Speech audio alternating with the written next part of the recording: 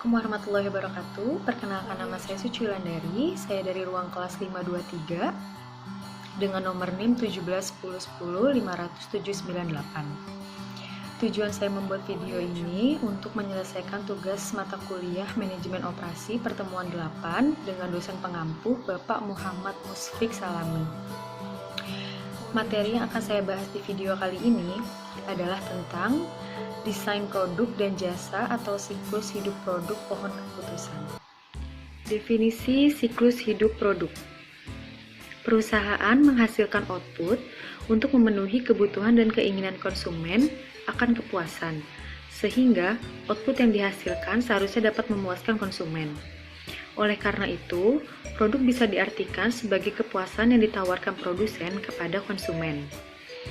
Untuk dapat mencapai maksud tersebut, maka sudah selayaknya perusahaan memfokuskan diri pada pengembangan keunggulan bersaing melalui strategi bisnis, di antaranya pembedaan, biaya rendah, respon cepat, atau kombinasi di antara ketiga strategi tersebut. Suatu produk yang diciptakan baik berupa barang atau jasa pada umumnya mengalami tahap kehidupan produk atau produk life cycle yang melalui 4 tahap. Yang pertama, ada tahap perkenalan atau introduction. Tahap ini baru dimulai saat produk baru diluncurkan, karena diperlukan waktu untuk meluncurkan produk ke beberapa pasar dan memenuhi saluran penyalur. Pertumbuhan penjualan mungkin lambat, laba negatif atau rendah, dan biaya distribusi dan promosi yang berat. Banyak dana diperlukan untuk menarik distributor. Yang kedua, ada tahap pertumbuhan atau growth.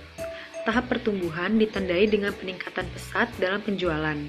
Penerima awal menyukai produk tersebut, dan konsumen tambahan mulai membeli produk tersebut. Para pesaing baru memasuki pasar, tertarik dengan kesempatan produksi dan laba berskala besar. Mereka memperkenalkan keistimewaan produk baru dan memperluas jaringan distribusi. Harga tetap bertambah atau turun sedikit, tergantung pada berapa cepat permintaan meningkat. Berbagai perusahaan mempertahankan pengeluaran promosi mereka pada tingkat yang sama atau sedikit lebih untuk mengimbangi persaingan dan untuk terus mendidik pasar. Yang ketiga, ada tahap kedewasaan atau maturity. Pada suatu titik, pertumbuhan penjualan produk akan melambat dan produk akan memasuki tahap kedewasaan relatif. Tahap ini biasanya lebih lama daripada tahap-tahap sebelumnya dan merupakan tantangan berat bagi manajemen pemasaran. Sebagian besar produk berada dalam tahap kedewasaan dari siklus hidup, karenanya kebanyakan manajemen pemasaran berhubungan dengan produk yang dewasa. Tahap ini dapat dibagi menjadi 3 fase. Yang pertama, ada kedewasaan tumbuh, kedua kedewasaan stabil, dan yang ketiga kedewasaan menurun. Yang keempat, tahap penurunan atau decline. Penjualan sebagian besar bentuk dan merek produk pada akhirnya menurun. Penurunan penjualan bias lambat dan jatuh sampai titik nol atau bertahan pada titik terendah. Penjualan menurun karena faktor-faktor seperti perkembangan teknologi, pergeseran dan konsumen, dan meningkatkan pesaing dalam dan luar negeri. Hal ini semua mengakibatkan kelebihan kapasitas, meningkatkan perang harga, dan erosi laba.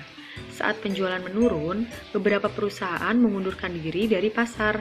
Perusahaan yang bertahan mungkin mengurangi jumlah penawaran produk. Mereka mungkin mengundurkan dari segmen pasar yang lebih kecil dari jalur perdagangan yang lebih lemah. Dari mereka mungkin memotong anggaran promosi dan menurunkan harga lagi. Penjelasan yang dapat saya sampaikan, kurang lebihnya mohon maaf. Wassalamualaikum warahmatullahi wabarakatuh.